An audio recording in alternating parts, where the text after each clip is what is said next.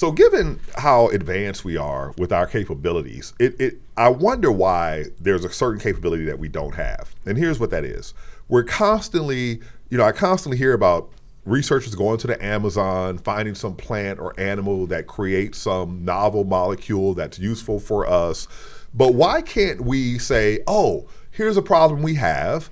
I'm going to use my computational powers to calculate what molecule I need to deal with that problem. Then I'm going to synthesize that. So instead of searching for it in nature, take on that role ourselves, but in a direct way. We do both. We really do both. And I'll give an example. So for example, we have so much better control of AIDS now than we did in the beginning or even the middle of the AIDS crisis. Yeah. And a lot of those drugs are designed by humans out of thin air, okay? We're saying, okay, I need to design a drug that's gonna fit into a pocket of an enzyme and shut that thing down.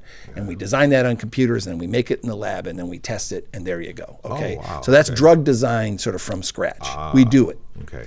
At the same time, nature has had millions and millions and millions of years to work on some of these things and come up with sometimes pretty complicated chemistry. A lot of antibiotics, et cetera. Those aren't things that a chemist would synthesize just in their spare time someday, right? They've got, they're fancy looking molecules when you first look at them. And you're like, yeah, nature's has come up with it. And sometimes they're made by, sort of longer pathways, lots of chemical modifications. Because like those arms races that have been happening between, say a fungus and bacterium in the soil, oh my gosh, those are so old.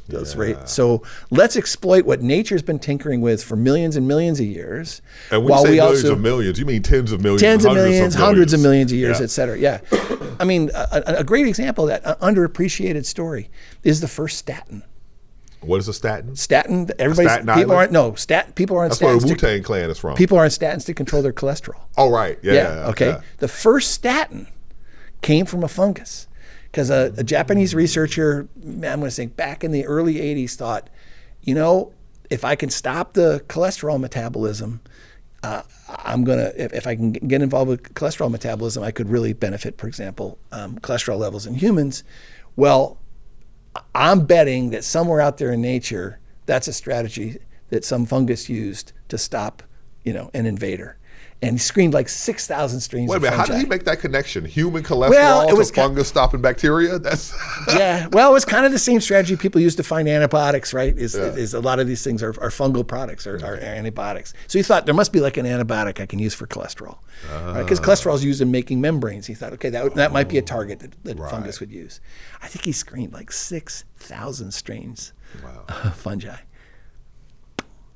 And that launched a drug revolution. And he found the first statin. And once you got the first statin, you got the first principle. And then the chemists came along and they said, okay, we'll modify this, we'll modify that, we'll make this a little more potent, we'll make this a little easier on the stomach, whatever.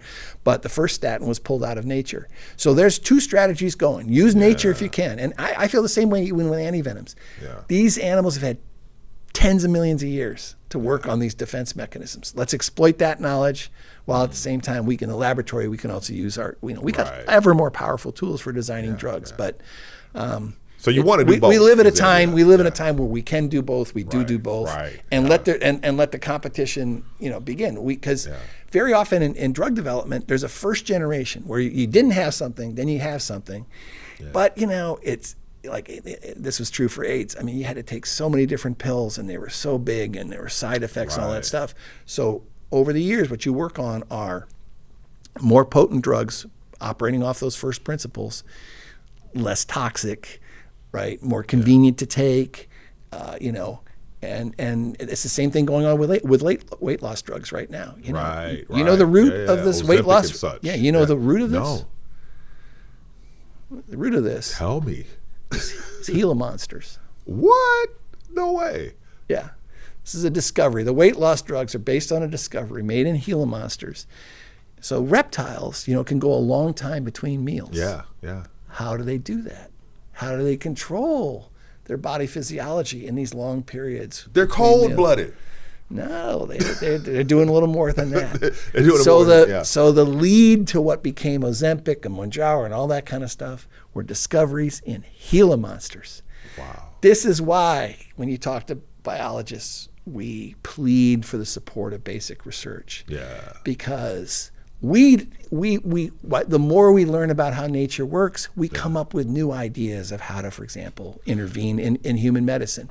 And if it weren't for people studying how Gila monsters regulate their physiology in the long gaps between meals, we wouldn't have these weight loss drugs, which we now start to understand are helping cardiovascular health, liver health, all this kind of stuff.